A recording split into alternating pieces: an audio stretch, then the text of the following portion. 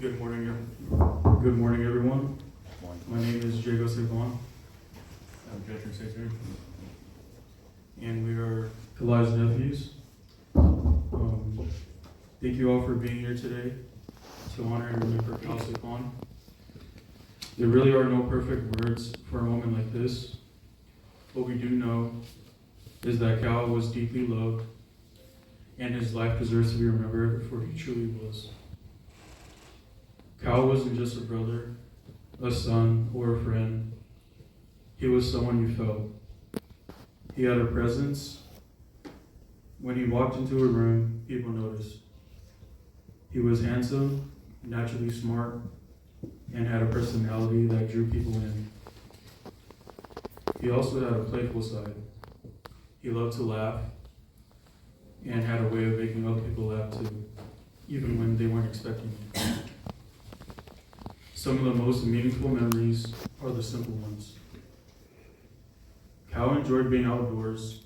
especially spending time with his parents. He loved camping, being out in nature, and going on boat rides. At first, he was actually afraid to go out on the boat, but over time, that fear turned into something he loved, and he ended up really enjoying fishing out there. Those were moments where he could just be himself, at peace, surrounded by family. He also loved catching crawfish with his dad. Those kind of memories, the small moments, are the ones that stay with us forever.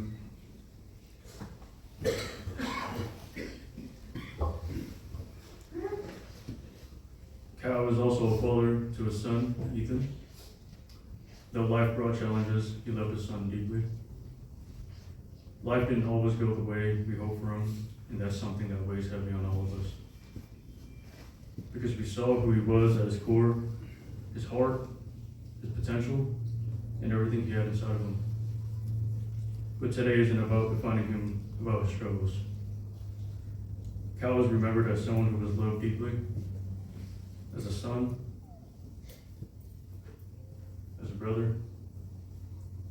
as someone who brought laughter and presence into the lives of the people around him. And that love doesn't end here.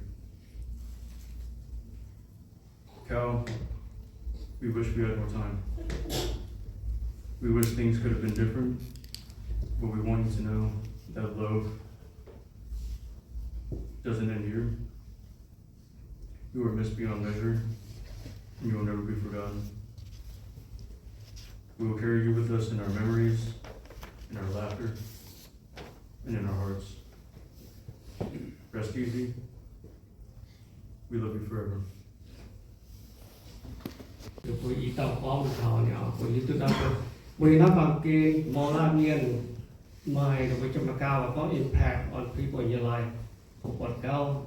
mà impact on vừa đó là hành thể tu on tới được với nhau bố chào thảo của các như mẹ và bố chủ yếu là chàng mẹ mai nhiều hành thể tu căn tạo nhận được đó hay con bố hết tàn bố lên làm bao tiền bố chào bố như nhau nếu đó được con hoạt động như on trước con thật được đâu là cao vì nói mình đâu quân đâu với những hoang tỏi we family have anything you want to share regarding Cal you can come up depends on you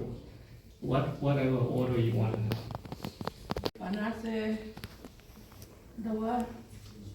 để xin anh hay có một bữa để cũng chọn cái tao liền trong kẹt bữa sẽ chính số bữa có mấy kinh số bảo như dùng từ kinh yếm như chồng mẹ dạ thôi thì không thể phụ con bữa đâu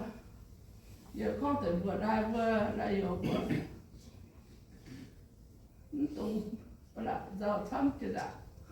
buồn yếm dạ con bấm tung giàu thăm phải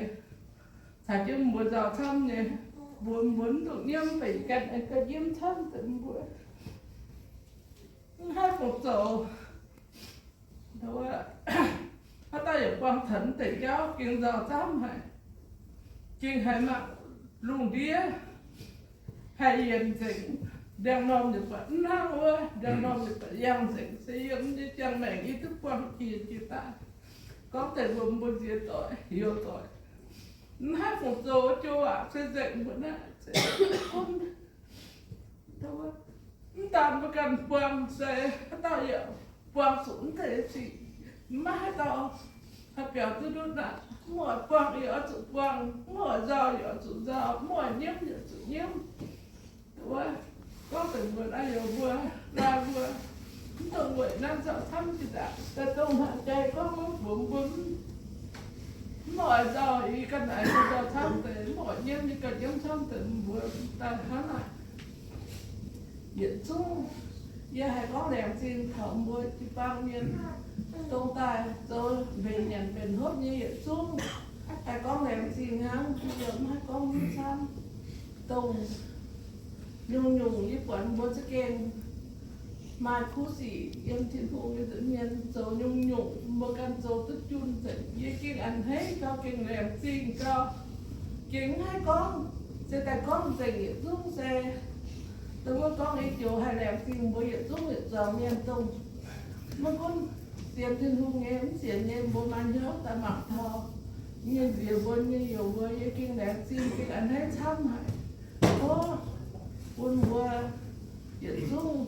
em người cha mang vốn ham hiền tập thăm hiền đều trình thăm như con ý kiểu ham nó ham hiểu hai con nhung không hiểu tổng như con như bà cùng chỉ tùy về ham nó con thăm hai con không một quảng như tùy ham miền con nó miền cố miền giang ngồm chú cố chú đó rồi con ta chỉ tùy chú không một quảng như tùy ổi con thành việc lại lâu và chia giờ tiêm lại con cháu có cháu bé không phải mai có nhưng mà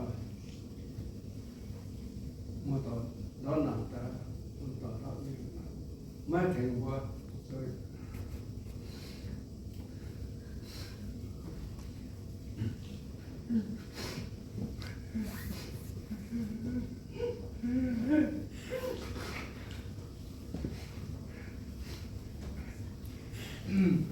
nhiều món mai có những ta được xin hưởng với chung với cái bằng nhân ta nói chung chủ của kẻ với chung mà sọc ta thànhว่าเจ้าก็คุณอยู่ในเจ้าจะมาต่อยเราจะมาต่อตัวอย่างสมบูรณ์อย่างบทตัวสองคนนี้ไว้อย่างโดยอย่างแต่ว่าอยากกูว่าให้ตัวนี้ก่อนเอาเรื่องอย่างการให้ตัวต้องมาต่อเรื่องสุขภาพอย่างไว้กันไม่มาถึงเจ้าเมงมาถึงเองว่ามันว่าเราเนี่ยตัดมาต่อแต่ว่าđiều đấy nó từ cháu có cái năm này thì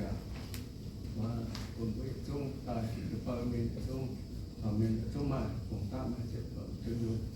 và cùng với chung dân điều cùng với dân điều như thế mai không phải không hẳn là chung này bây giờ giảm cái thằng bây giờ mình cháu và ta sẽ dùng được cháu ở nó cái để mà thấy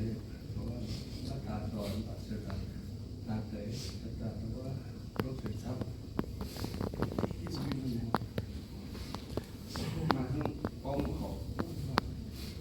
không một khoảng suy vốn có được lá họ một đoạn chân sẽ một đoạn cung thế có cung thế có những một đoạn chân sẽ chúng ta chúng qua sự phụ tư độ phân đoạn tập trên nhiều vấn đề tập tập theo chân xong nó họ